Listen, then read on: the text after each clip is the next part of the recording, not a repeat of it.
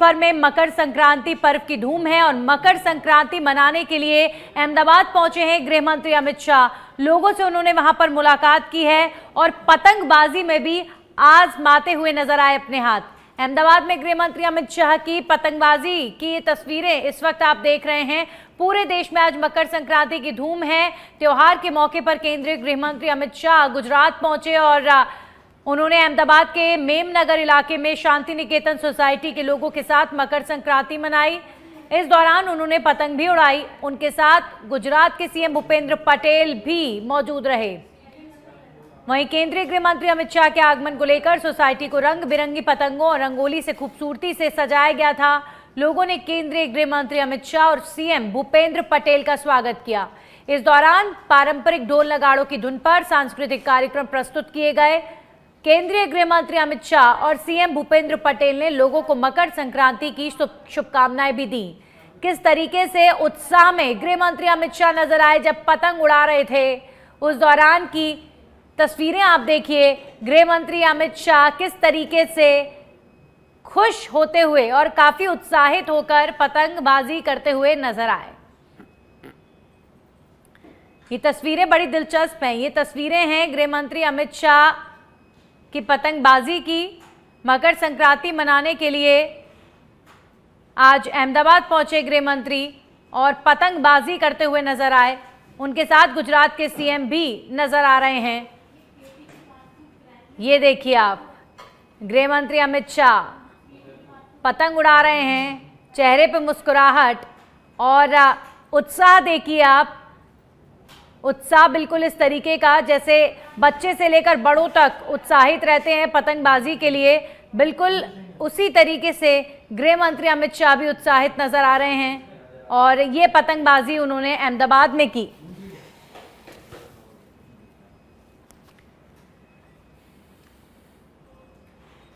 वहीं अब खबर जयपुर से है। पुलिस का मासिक टेस्ट रैंकिंग कागजों में दफन नजर आ रहा है। प्रधानमंत्री नरेंद्र मोदी ने प्रेजेंटेशन के दौरान योजना को सराहा था। पुलिस थानों और जिला पुलिस का हर महीने कामकाज का जो आकलन है उसकी रैंकिंग जारी होती थी। रैंकिंग के आधार पर फिर डीसीपी और एसपी के कामकाज का आकलन भी होता था।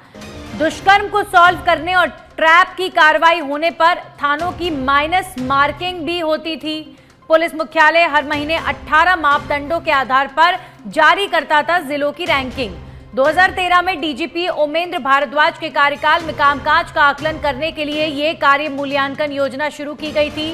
फिर कांग्रेस सरकार के दौरान तत्कालीन डीजीपी रैंक के अधिकारियों ने कामकाज का आकलन कर यहाँ पर बंद कर दिया था और उसके बाद से अभी तक ये जो आकलन की प्रक्रिया है ये फिर से शुरू नहीं हो पाई है। जब पुलिस के काम का आकलन होगा तो जाहिर बात है कि रिपोर्ट कार्ड जब सबके सामने होगा तो उसके बाद जो काम पुलिस कर्मी करते हैं उनमें बेहतरी भी आएगी और इसीलिए ये कार्य योजना बनाई गई थी।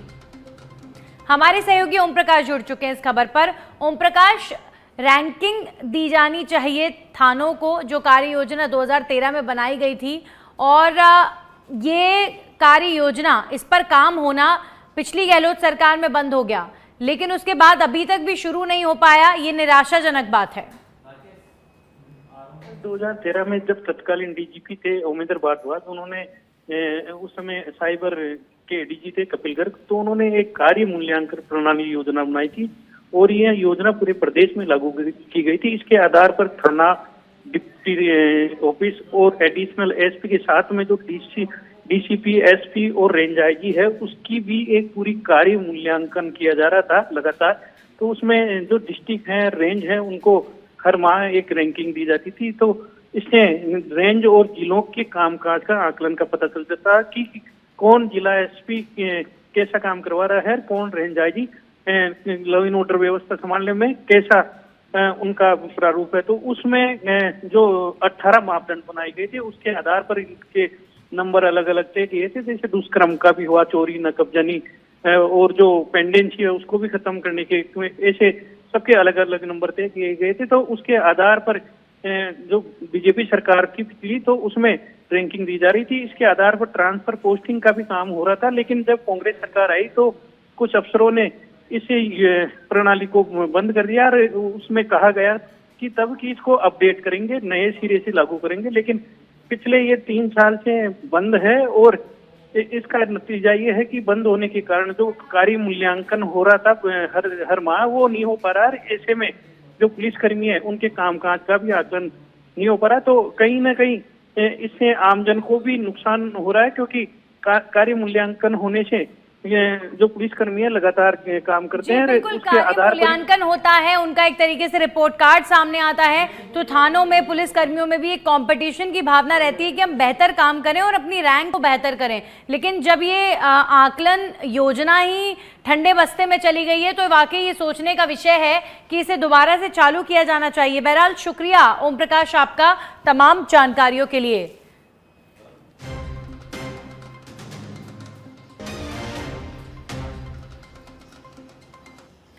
और अब खबरों में आगे बढ़ेंगे और बात करेंगे। टोंक से खबर है, कांग्रेस नेता सचिन पायलट टोंक दौरे पर हैं। ग्राम पंचायत पालड़ा के नवाबपुरा गांव पहुंचे सचिन पायलट। स्कूल के नव निर्माण भवन का उन्होंने लोकार्पण किया है।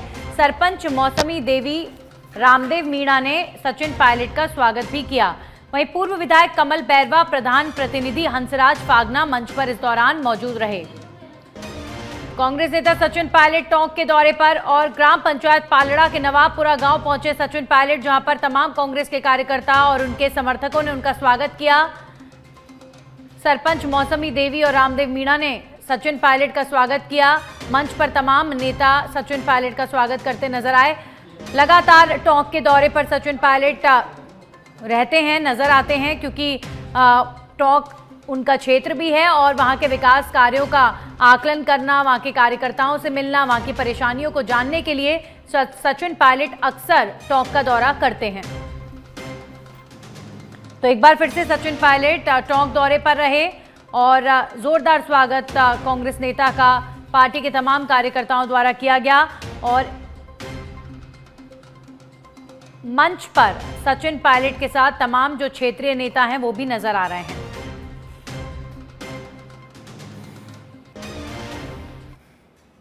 वहीं बयाना कस्बा समेत ग्रामीण अंचलों में मकर संक्रांति का पर्व धूमधाम के साथ मनाया जा रहा है।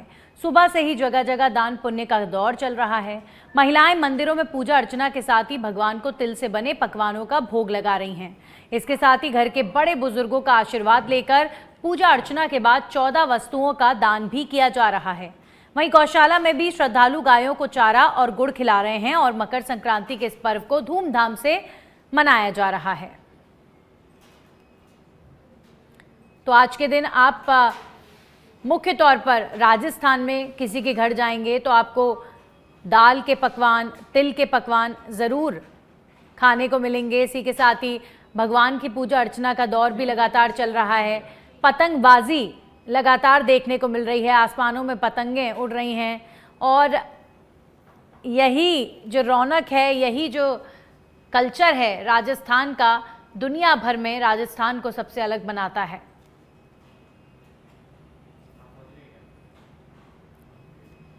वहीं बारा के शाहबाद में मुंडिया टोल प्लाजा के पास सड़क दुर्घटना में एक मवेशी की मौत हो गई। साथ ही दुर्घटना में कार क्षतिग्रस्त हो गई है। जानकारी के अनुसार ब्लैक स्कॉर्पियो कार कोटा से झांसी की तरफ जा रही थी और उसी दौरान ये मवेशी कार की चपेट में आया। कार की टक्कर से मवेशी की मौत हुई और गाड़ी की हालत भी काफ़ी ज़्यादा खराब हो गई। मुंडिया टोल प्लाजा के पास ये हादसा हुआ।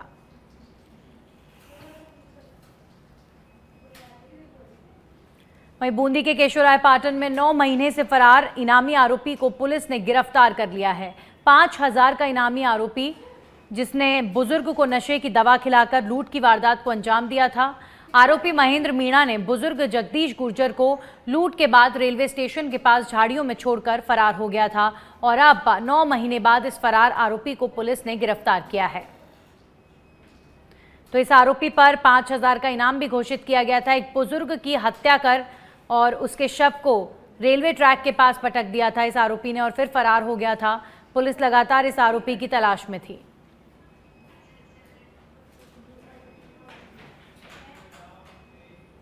और चलिए अब आपको सुनाते हैं सीएम भजनलाल शर्मा का वीडियो संदेश। मकर संक्रांति की प्रदेशवासियों को उन्होंने शुभकामनाएं दी हैं और सीएम ने उत्साह, उमंग, खुशियों का महापर्व मकर संक्रांति को बोलते हुए नजर आए। आइए आपको सुनाते हैं क्या कुछ कहा मुख्यमंत्री ने। ये सभी प्रदेशवासी भाई और बहनों, आप सभी को नमस्कार। पर्व और त्यौहार हमारी संस्कृति का अभिन्न अंग है। हमारे यहाँ त्योहारों को हर्षोल्लास से मनाने की गौरवशाली परंपरा रही है।